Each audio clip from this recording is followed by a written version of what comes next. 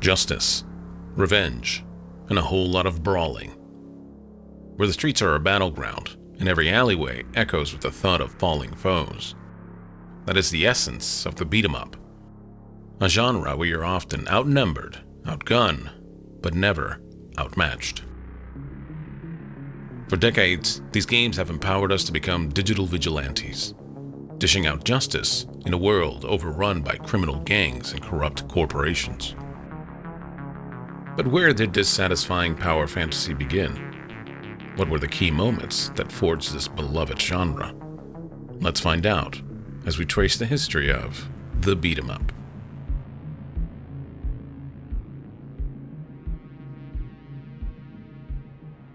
In the early 80s, arcade culture surged into mainstream, becoming a defining form of entertainment for generations. Arcades were no longer just niche hangouts. They gradually became bustling social hubs, packed with rows of glowing cabinets and the constant hum of 8-bit soundtracks. Titles like Pac-Man, Donkey Kong, and Defender dominated the scene, captivating players with their addictive gameplay and colorful visuals. At the same time, achievements in technology and game design pushed developers to explore new genres and more dynamic experiences, creating a path for a significant shift in the industry. In the flickering celluloid dreams of the 1970s, a new kind of hero was born, one who met overwhelming odds not with a gun, but with their hands, their feet, their will. This was a house that Bruce Lee built, a temple of action cinema where a single man could become a legend. It's a philosophy of combat as a journey, a story told in motion. And in another world, a world of phosphor and dots and integrated circuits, someone was watching. In 1984, this cinematic language found its first true translator. His name was Takashi Nishiyama. With Kung Fu Master, Nishiyama gave us Thomas, a hero on a singular mission to rescue his love, Sylvia. It was a direct echo of the silver screen. 5 floors of a devil's temple, each guarded by a master. A digital pagoda. Nishiyama had distilled the essence of Kung Fu epic into a fundamental grammar for a new game. A continuous horizontal path populated by an endless stream of aggressors. It was a rhythm of survival. But history is rarely a straight line. In that same year, another form took shape, emerging from the development house Nihon Game just months before. Chinese Hero. It was a different kind of prototype. Here, the path was not a line, but a plane. Viewed from above, the hero moved through a world with more freedom, yet the core principle remained: the swarm. The constant oppressing threat that could only be answered with a flurry of strikes. It was less a direct cinematic homage and a more abstract representation of the same idea: one against many. These were the twin pillars, 2 interpretations of a single thought. One, the vision of a single architect, the other, the product of a studio collective. Together, they laid the foundation. They created the mold for the brawler, a genre that would spend the next decade walking the path of the fist. For a time, the echo held. The formula established in 1984 was repeated, a faint copy of a copy. The hero's journey remained a fable, a clean fight in a distant land. But it had not yet found its own voice. It was waiting for a spark. That spark came in 1986. From Techno's Japan and the world of its creator, Yoshihisa Kishimoto, a new protagonist emerged. This was not a disciplined master, but a high school delinquent. His name was Kunio. Kishimoto drew from his own youth. From the sting of real-life brawls and teenage rebellion, the setting was not a sacred temple, but the concrete schoolyards and trained platforms of urban Japan. The fight was no longer a noble quest, but a raw territorial defense of a friend. It was semi-autobiographical. It was personal. Kishimoto recalled frequently getting into fights with other students, with one altercation notably sparked by a breakup. This was a profound shift. The fantasy was stripped away, replaced by a grounded contemporary anger. The combat felt more intimate, more brutal. For the first time, you could grab an opponent, use their own momentum against them, even strike them while they were down. The brawler was shedding its mythological skin. It was learning to be mean. Good luck, kid. And as it traveled west, it changed its face. Neketsu Koha Kunio-kun was repackaged, reskinned, and reborn as Renegade. The school uniforms became leather vests.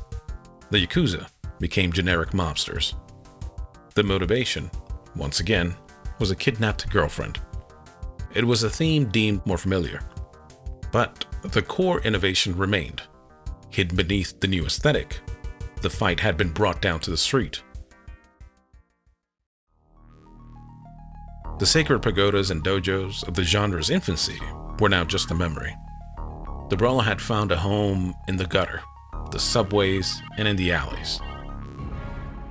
Kishimoto had created a new blueprint for the digital violence, and that blueprint was about to be elevated. 1987, the year the code became scripture.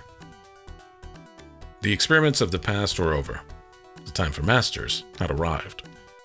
The genre was beginning to dream, to imagine itself as something else. Some dreams were of a forgotten age. In Rastan, the brawler's soul was transplanted into the body of a barbarian. The concrete jungle was replaced by a haunted forest and grim castles. It was a lateral move, a change of costume, proving the core concept, one warrior against a horde, was a universal fantasy. And then, the path diverged. Takashi Nishiyama, the man who gave us Kung Fu Master, returned not to evolve the brawler, but to dissect it. He took the boss fight, the climactic one-on-one duel, and made it into an entire game.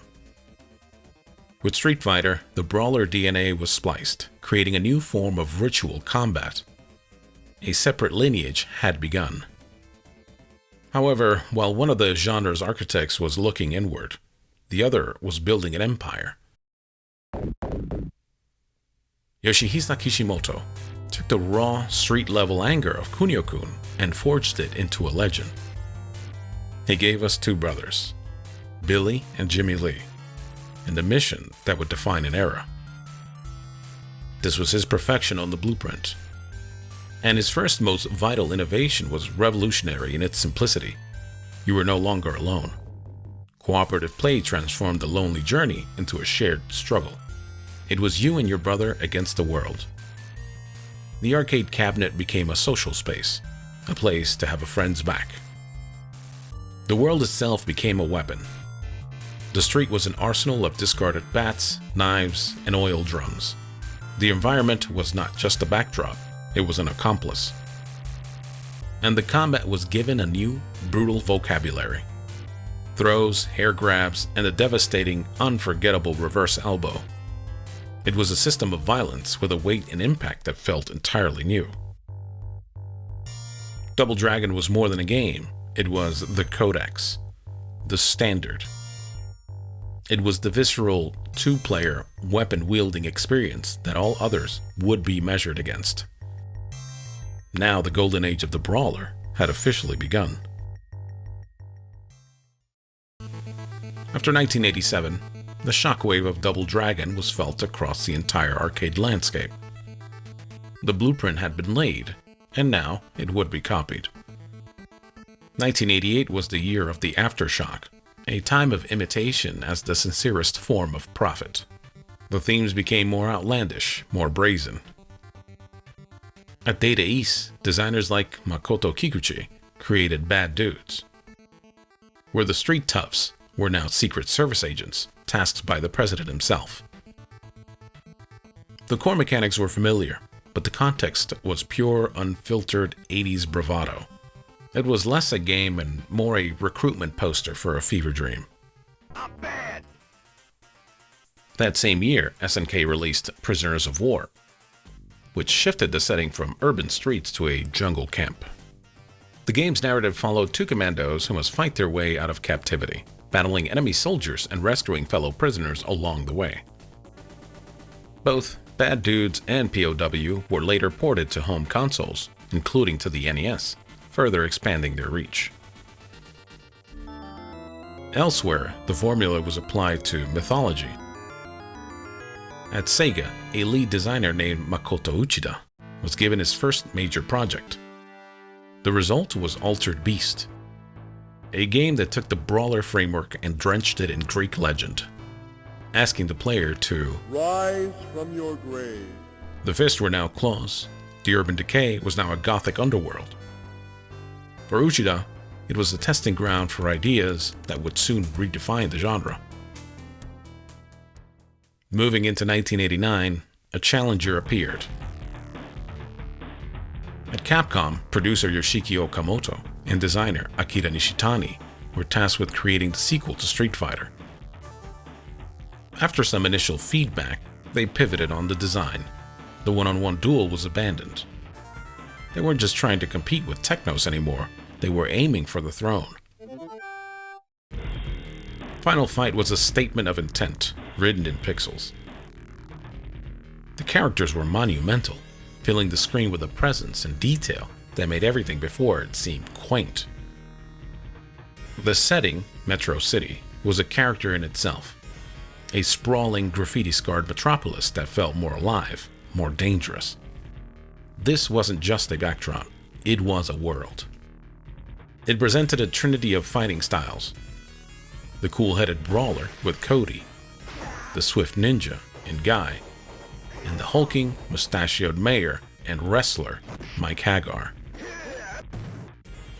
Each offered a different rhythm, a different approach to the art of street cleaning. With its fluid animation and bone-crunching sound design, Final Fight didn't just iterate on the genre, it certainly elevated it. The rivalry between Capcom and Technos was now set in stone. But 1989 was not a year for singular statements. While Capcom and Technos battled for control of city streets, the genre itself was exploring outwards. Back at Sega, Makoto Uchida took the lessons from Altered Beast and created his masterpiece. Golden Axe was a full-throated dive into sword and sorcery. The leather jackets were replaced with loincloths and steel bikinis. The street gangs were now hordes of undead soldiers. It introduced new ideas, powerful magic that cleared the entire screen, a strange rideable beast that could be turned against their masters. It was a testament to the formula's elasticity, proving the core satisfaction of beating back a crowd was universal, whether the weapon was a broken bottle or a battle axe. And then came the licensed behemoth. A team at Konami, led by director Hideki Oyama, did more than just adapt a popular cartoon. They perfected the social experience that Double Dragon had introduced. For the first time, 4 players could stand shoulder to shoulder, each living out their playground fantasy of being their favorite hero. Chaotic, colorful, and endlessly inviting, it cemented the brawler as the definitive genre for cooperative arcade gaming. This was the apex. In a single year, the brawler had become a gritty urban epic, a sword and sorcery adventure, and a Saturday morning cartoon come to life. The foundation was no longer just a blueprint. It was a multiverse of possibilities. The golden age was in full swing, and the arcades would never be the same. By 1991, the brawler was the undisputed language of the arcade, and no one spoke it more fluently or to a wider audience than Konami. They had become the kings of character, transforming beloved properties into interactive, quarter-devouring events. Their first masterstroke of the year was not about gritty streets or high fantasy, but suburban satire. The Simpsons arcade game was a work of translation.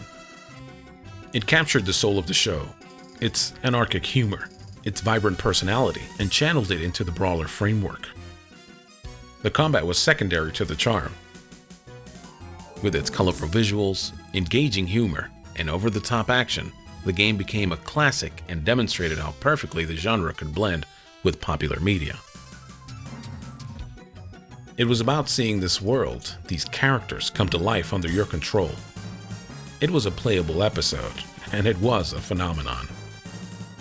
However, Konami was also in the business of refining its own legends. Later that year, director Hideki Oyama returned to the Turtles, sending them tumbling through history in Turtles in Time. It was more than a sequel. It was a perfection of their 4-player formula. The game utilized their cutting-edge hardware to deliver bright, detailed graphics and smooth animations that perfectly captured the style of the animated series. The combat was faster, the animations were smoother. It was filled with moments of pure, inventive joy. You could slam a foot soldier into the screen, a fourth wall breaking move that became instantly iconic. Konami had proven once again that a license wasn't a limitation. It was indeed an opportunity. But the war for dominance wasn't just being fought in the arcades. On the home front, the 8-bit NES was a battleground of its own. Technos delivered a masterclass in adaptation with Double Dragon 2.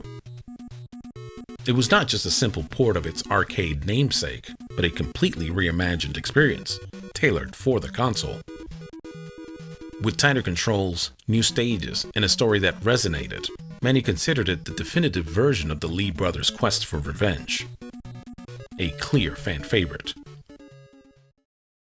And it was here, on this humble hardware, that Technos delivered one of the genre's most beloved and forward-thinking titles, River City Ransom. It was a brawler that refused just to be a brawler.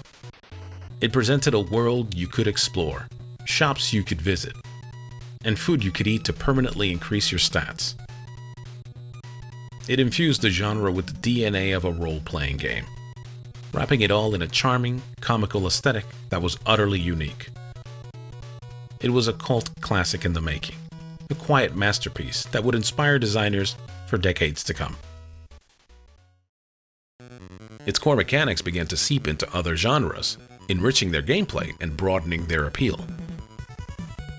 Action platformers, in particular, found a natural synergy with the visceral, close-quarters combat that defined the beat-em-ups. Titles like Batman and Teenage Mutant Ninja Turtles would incorporate beat-em-up elements into their platforming action. We would, of course, see these and other properties adopt the style completely further down the line. The notoriously difficult Battletoads, developed by Rare and released for the NES in 1991, showcased this pervasive influence. While it's primarily known for its brutal platforming challenges and genre-hopping gameplay, Battletoads feature distinct beat-em-up segments, complete with a variety of over-the-top attacks. This spread of dynamic close-quarters combat hinted at the genre's future, where its mechanics would be fully embraced and adapted by a growing number of developers and franchises. Now, with the 16-bit war escalating, these experiences were brought to more powerful machines. Final Fight arrived on the Super Nintendo, a massive win for the console. In response, Sega offered its own contender, Streets of Rage. It was a solid, if derivative, effort to bring the urban brawler experience home. It followed the template closely, a respectable second place to Capcom's leader. Its only real points of distinction were a unique special attack and a pulsing electronic soundtrack by a young composer named Yuzo Koshiro. A decent game, but one seemingly destined to live in the shadow of its competition. Back in the arcades, the genre reached a state of beautiful, absurd excess. In 1992, Konami and director Noritoshi Kina unleashed X-Men on a panoramic, dual-screen cabinet that allowed 6 players to fight at once. X-Men was a dream come true for fans of the comics and the animated series that had begun airing that same year. The sheer spectacle of 6 players unleashing their mutant powers on hordes of enemies was a sight to behold. and it made X-Men an instant quarter muncher in the arcades. It was less a video game and more a public spectacle, the logical endpoint of the co-op dream. The genre grew wider, more confident in its own strangeness. Titles like Capcom's epic Warriors of Fate, based on the classic Chinese novel Romance of the Three Kingdoms. The game would transport players to ancient China with large, detailed sprites and beautifully rendered backgrounds that captured the grandeur of the historical setting.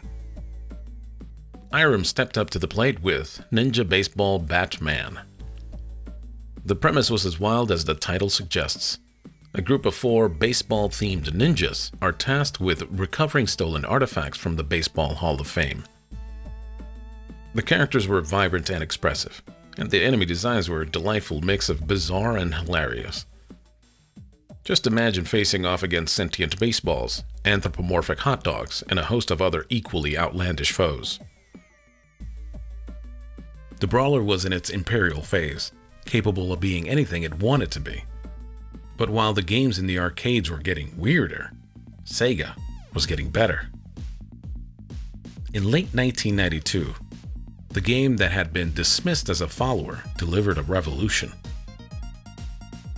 Streets of Rage 2 was not another iteration, it was a transfiguration. The sprites were huge, detailed, and dripping with a style that was effortlessly cool. The 4 playable characters didn't just have different stats, they felt like fighters from completely different games, each with a deep, nuanced moveset that went far beyond the first game's capabilities. The depth was unprecedented for a beat-em-up. You could discover combos and juggle enemies in ways that felt closer to a one-on-one fighting game. The feel of the game was second to none. This was the synthesis. It had the scale and ambition of Final Fight, the character diversity of the best licensed games, and a combat engine that was second to none. Every punch, every kick, every throw had a palpable, bone-crunching impact. The level design was a tour de force, taking players from a rain-slicked city streets to an alien biolab. And the music. Yuzo Koshiro's soundtrack wasn't just background noise, it was the city's heartbeat. A legendary fusion of house, techno, and funk that is still celebrated as one of the greatest of all time. This was it. The moment of perfect clarity. The art, the music, the gameplay, all coalescing into a singular, untouchable masterpiece. Streets of Rage 2 was the genre's magnum opus. The high watermark. The final perfect hymn of the brawler's golden age.